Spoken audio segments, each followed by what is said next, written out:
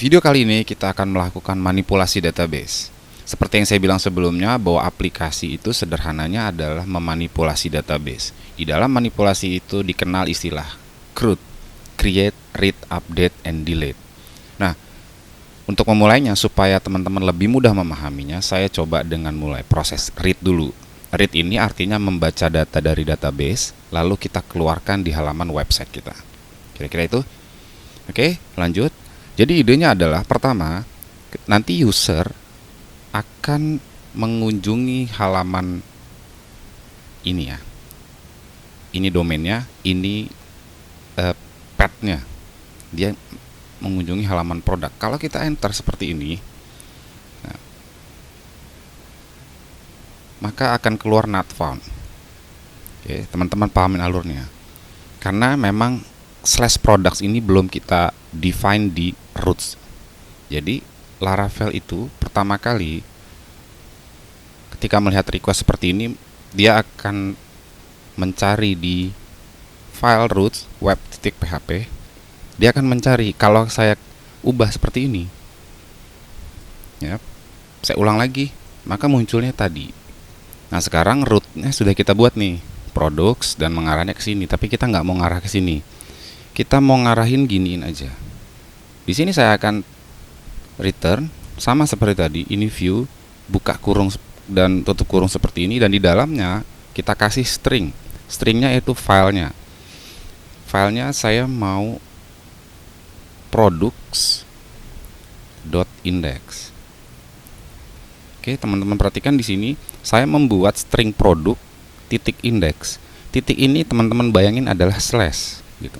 Tapi di Laravel kita menggunakannya titik. Artinya nanti kita harus buat di views, folder views ya. Views ini di resource views, kita akan buat folder products. Di dalamnya ada index.blade.php. Itu alurnya. Ya. Kita buat foldernya dulu sesuai dengan yang kita buat, products gini. Terus di dalam products ini ada file index.blade. Ingat pakai blade karena ini menggunakan template engine blade. Index.php seperti ini. Nah, penamaannya ini kan namanya index. Ini boleh namanya misalnya list. Berarti teman-teman bikinnya list.blade gitu ya. Bebas. Ini karena ini sudah kebiasaan aja kalau halaman produk dan halaman awalnya itu selalu index namanya. Oke, lanjut. Berarti kalau kita run, dia akan kosong. Tapi dia found ya, tidak not found seperti tadi. Oke. Nah, di sini saya coba return aja H1 misalnya. List products. Misalnya gini. Maka dinampilin. Berarti udah berhasil ya. Kita akan buat tabelnya deh.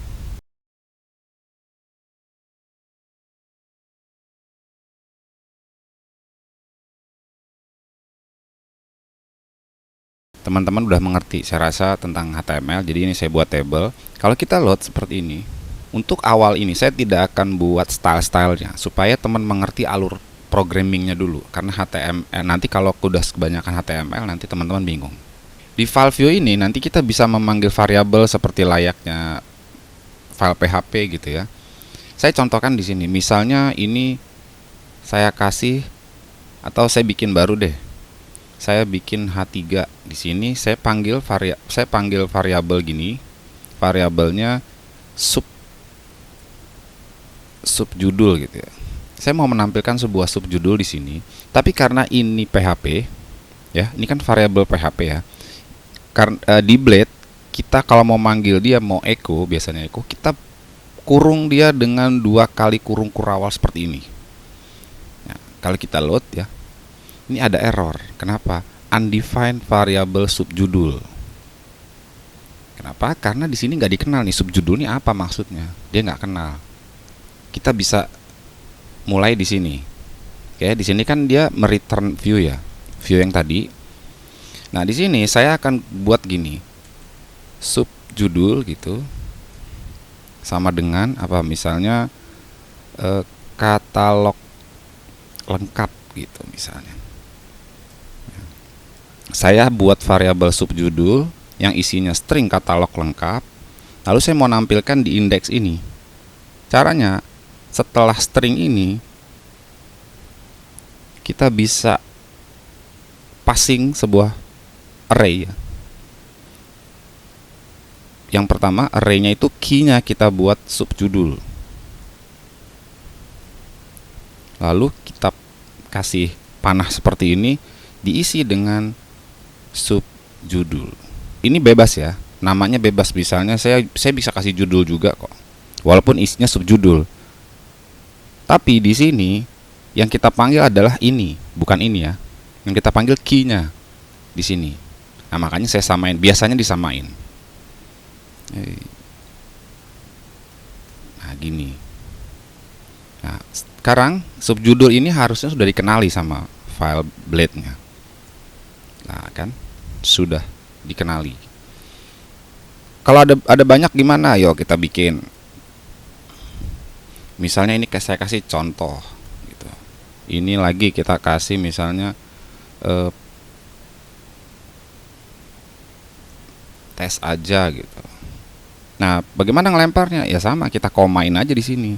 Ini kan satu paket ya. Komain lagi di sini apa? Misalnya tes. Key-nya tes, kita isi dengan $contoh. Oh, ini contoh ya, sorry ya. Biasanya sama antara ini sama ini. Nah, sekarang contoh udah bisa kita panggil di sini. Kita kasih H4. Jangan lupa kurung kurawal 2 kali, kita panggil key-nya contoh. Nah, keluar. Gitu seterusnya. Nah, nanti ini kalau gini kepanjangan. Nah, di Laravel ada yang lebih gampang. Gampangnya gini. Karena subjudul ini 2 kali, contoh juga 2 kali. Di Laravel kita bisa gunakan seperti ini. Compact ya. Buka kurung tutup kurung. Nah, kita bikin sama gini, tinggal sebutin aja subjudul, koma, contoh. Lebih simpel. Artinya subjudul ini pasti mengarah ke $subjudul. Contoh mengarah ke $contoh. Namanya harus sama ya antara ini sama ini. Jadi sekarang hasilnya tetap kita mendapatkan yang sama. Nah, supaya nggak panjang, dia ngumpul, ini ada logikanya, nanti variabelnya kita ubah-ubah, kita tarik database di sebuah function ini. Untuk logiknya, untuk pengolahan datanya kita buat di controller. Yuk, supaya nggak bingung kita langsung aja. Kita bisa masuk ke PHP Artisan ya. Masuk ke command line. Terus kita ketik ini PHP Artisan make controller. Artinya kita mau buat controller nih. Nama kontrolnya sesuai dengan fiturnya biasanya. Walaupun sebenarnya bebas, tidak ada aturannya, tapi supaya rapi kita namakan dengan product controller. Seperti ini. Nah, controller sudah dibuat nih, ada sukses. Jangan lupa di-serve lagi aja. Nah, sekarang controllernya ada di mana? Ada di folder app seperti saya bilang di awal, ada di HTTP. Ada controllers. Di sini kita sudah dibuatkan satu product controller. Oke. Nah, di product controller ini nanti logic yang tadi kita taruh di sini. Nah, function ini bisa kita pindahkan gini ya. Ini saya cut aja langsung. Tuh. Kan kelihatan lebih rapi. Nah, nanti logicnya kita pindahin ke sini.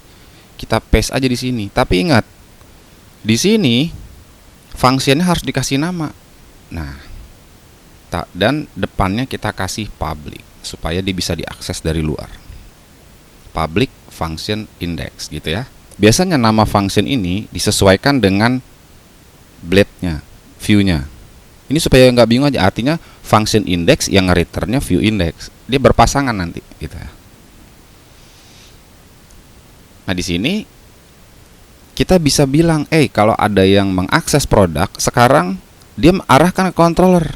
Yuk, dengan cara buka kurung kotak seperti ini, array, kita sebutkan nama controllernya dengan cara gini, produk controller. Kita kasih kelas gini. Terus kita kasih koma di belakangnya, kita kasih sebutin nama functionnya. Tadi kita buat namanya index, ya berarti sebutin sini index. Artinya dia udah tahu kalau ada yang akses slash products, arahkan dia ke product controller dan function index. Tuh. Nah ini dia, ini akan diakses. Kita tes ya. Ini ada yang berbeda dari Laravel mulai Laravel 7. Ada perbedaan di pembuatan route-nya. Jadi teman-teman yang udah ngikutin dari awal video saya tahu deh kalau ini kok beda gitu. Nah bedanya gitu doang sih. Product controller ini dia namespace-nya kalau kita masuk ke sini ya, lihat. Nah ini ada namespace-nya nih. Namespace ini harus kita import ke atasnya sekali doang. Nanti seterusnya udah nggak masalah lagi. Use.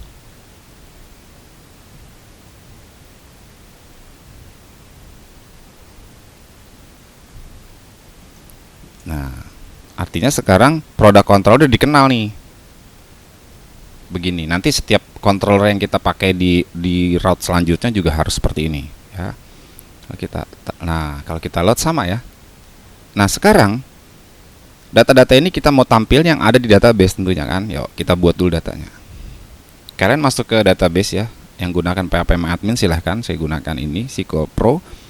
Di sini set akses table product, saya isi aja.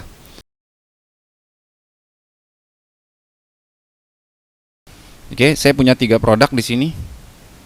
Nah, seperti saya bilang tadi, di sini sekarang kita bermain dengan model. Untuk setiap table yang ada di database kita representasikan dia di coding kita dengan model. Nah, setiap kita bikin table, maka harus dibuatin modelnya.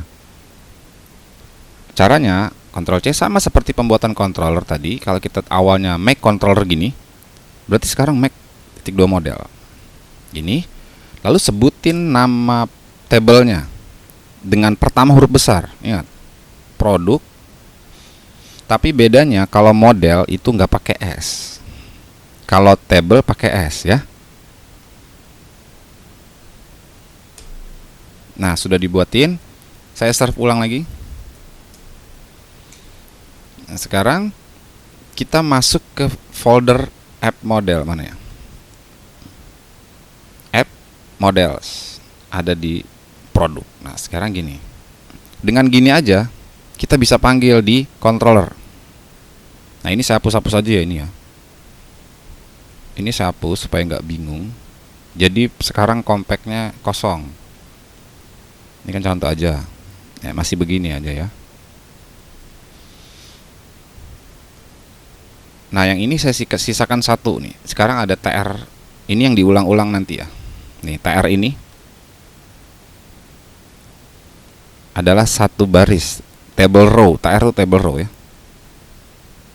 Nah, cuma satu. Alurnya adalah kita ambil semua data dari table products. Cara ngambilnya gini, komunikasi Laravel ke database. Kita kan sudah punya model tadi. Nama modelnya apa? Products. Sebut aja gini. Product .2.2 all. Dengan cara ini Laravel akan memanggil semua data yang ada di table product. Nah, kalau di sini ini nggak masih merah ya, kalau di VS Code ketahuan karena gini, kita sama kayak tadi, kita belum mengimport. Import dulu modelnya, use. Kalau kita lihat modelnya ini app models gini ya. Tinggal kita copy aja.